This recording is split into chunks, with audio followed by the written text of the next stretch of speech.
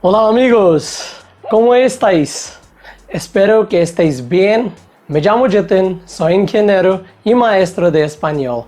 Bienvenidos a mi canal, Español con Muchacho Indio.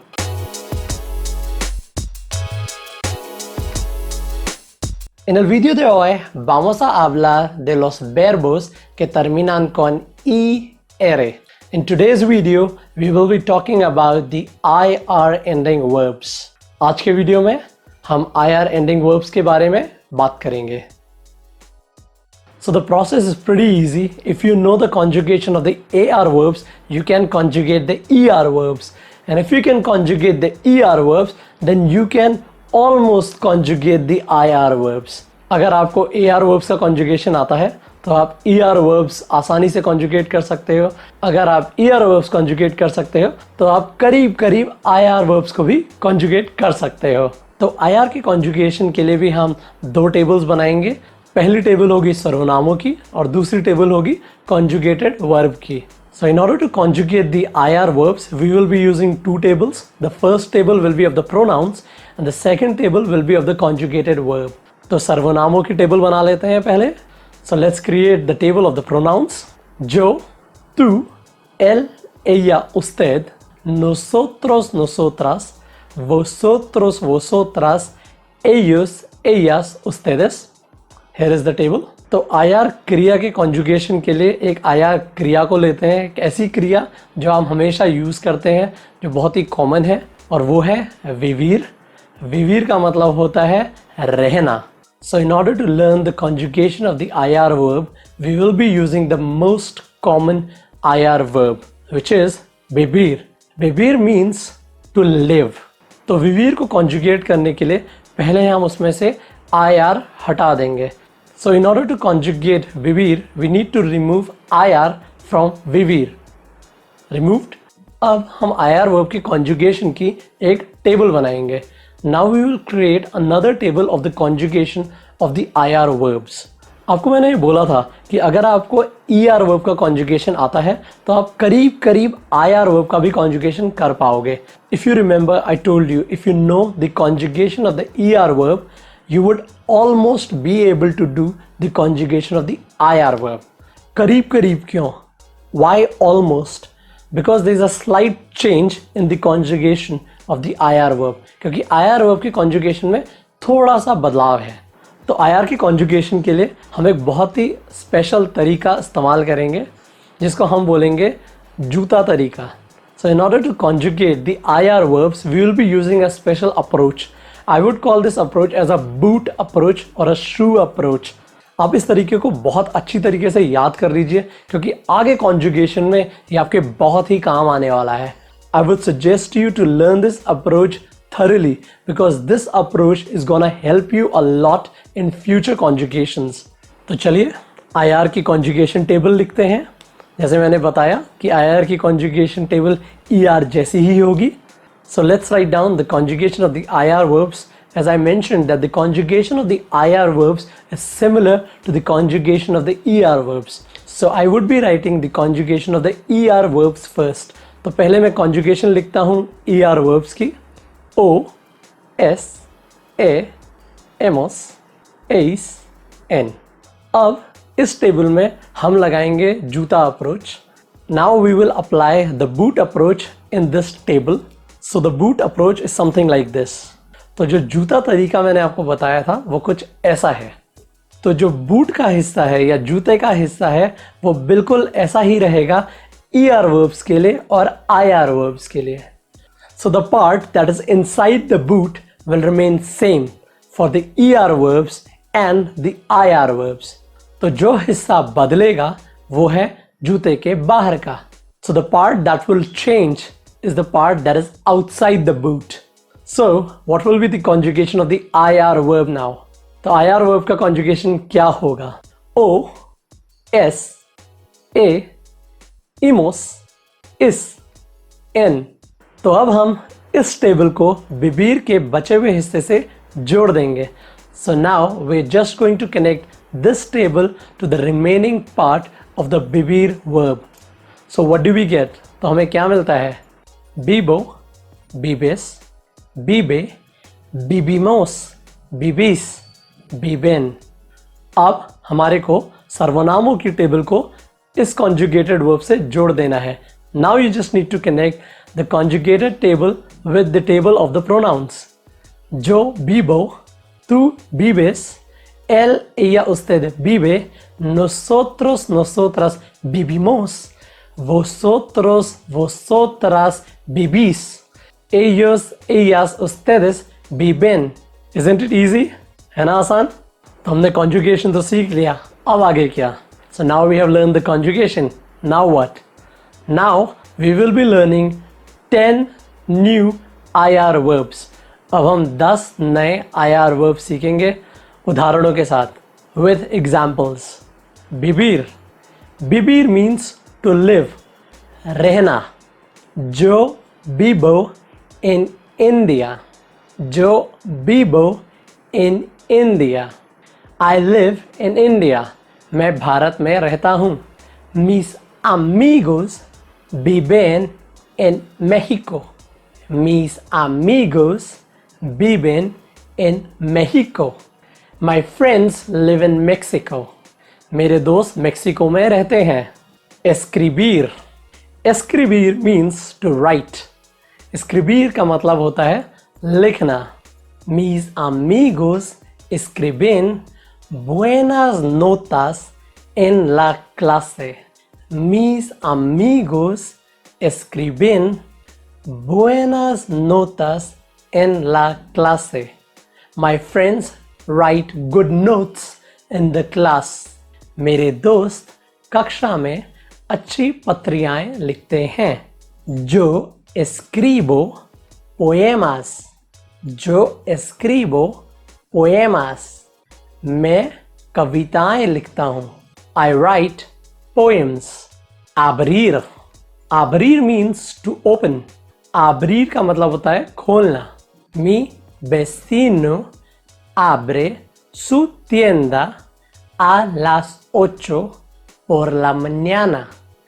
Mi vecino abre su tienda a las 8 por la mañana. My neighbor opens his shop at 8 o'clock in the morning. मेरा पड़ोसी अपनी दुकान सुबह 8 बजे खोलता है।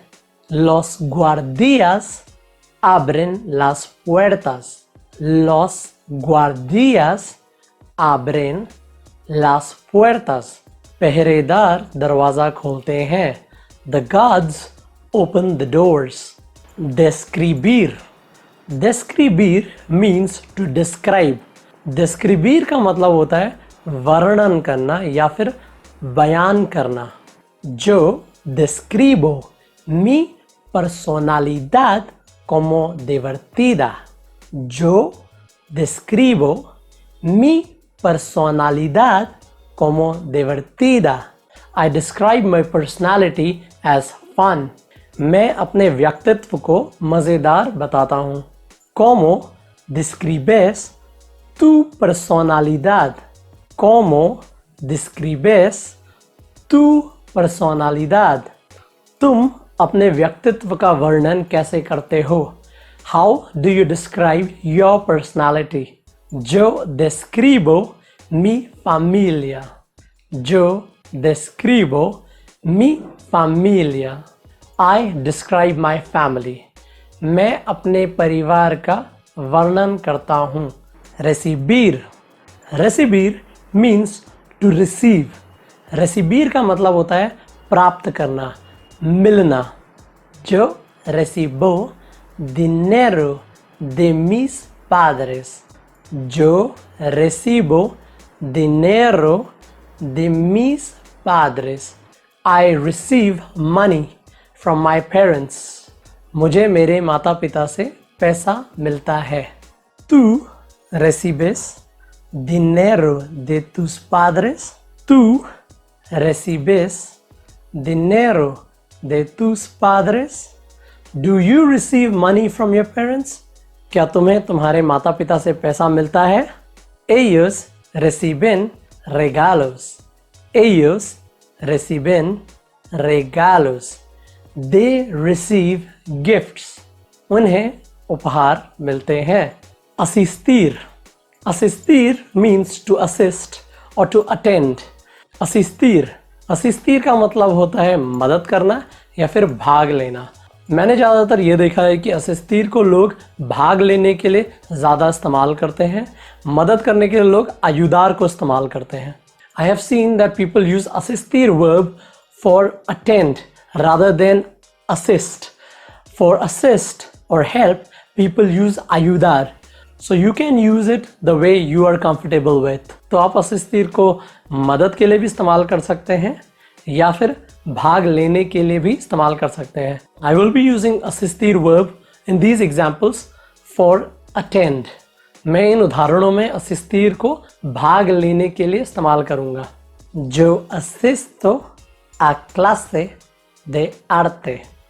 Yo asisto a clase de arte. I attend art class. मैं कला की कक्षा में भाग लेता हूँ। Nosotros asistimos a la clase de español. Nosotros asistimos a la clase de español. We attend Spanish class. हम स्पेनिश कक्षा में भाग लेते हैं। Decidir, decidir means to decide. Decidir का मतलब होता है फैसला करना। Yo decido dar una fiesta. Yo decido dar una fiesta. मैं प्रतिभोज देने का फैसला करता हूँ। I decide to give a party. Nosotros decidimos ir a la playa. Nosotros decidimos ir a la playa. We decide to go to the beach. हमने समुद्र तट पे जाने का फैसला किया। Permitir, permitir means to permit. Permitir का मतलब होता है इजाज़त देना। Yo permito cometer errores. Yo permito cometer errores. I allow mistakes to be made. मैं गलतियां करने देता हूँ। Yo permito a mi hijo ir al cine. Yo permito a mi hijo ir al cine. I allow my son to go to the movies.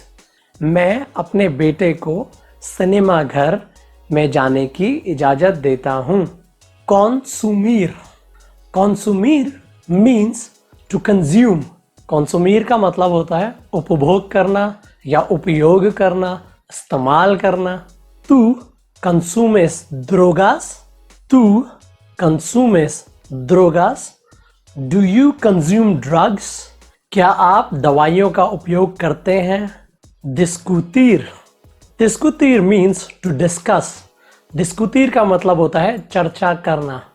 Yo no discuto de política. Yo no discuto de política. I do not discuss politics. मैं राजनीति पे चर्चा नहीं करता। Mis estudiantes discuten la tarea. Mis estudiantes discuten la tarea. My students discuss homework. मेरे छात्र घर के पाठ पर चर्चा करते हैं। उम्मीद करता हूँ इस वीडियो से आपने काफ़ी कुछ सीखा होगा। I hope that you have learned a lot from this video. If you like this video, अगर आपको ये वीडियो अच्छा लगा, just give me a thumbs up. मेरे को एक thumbs up दे दीजिए। If you have any suggestions, any comments for me, just comment them below. अगर आपके पास कुछ सुझाव हैं मेरे लिए या आप मेरी तारीफ़ करना चाहते हैं तो नीचे comments में कर दीजिए। Also, if you haven't subscribed to my channel, just click on the subscribe button and hit the bell icon. अगर आपने अभी तक मेरे चैनल को सब्सक्राइब नहीं किया है तो सब्सक्राइब बटन को क्लिक कीजिए, बेल आइकन को क्लिक कीजिए और जारी रखिए अपनी स्पेनिश की जर्नी को मुचाचो इंडियो के साथ। Hasta luego. Adiós.